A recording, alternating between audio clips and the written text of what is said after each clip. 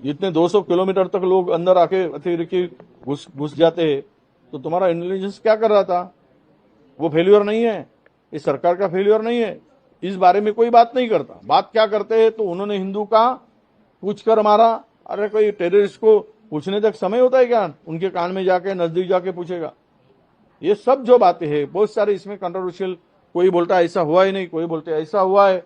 अशा प्रकारचे स्टेटमेंट्स देऊन जे काही मृत्युमुखी पडलेले आहेत त्यांच्या नातेवाईकांच्या जखमेवर मीठ चोळणं चाललं। आता नातेवाईकांचं म्हणणं आपण सगळ्यांनी मीडियामध्ये दाखवलं आणि नातेवाईकांनी स्पष्टपणे सांगितलं, ज्यांच्या समोर मारलेलं आहे त्यांनी सांगितलं, तिथे थोडी होते वडेट्टीवार, इथे बसून कुठेतरी अशा प्रकारचे स्टेटमेंट करून नातेवाईकांच्या जखमेवर मीठ चोळणं, मला असं वाटतं हे अतिशय वाईट आहे।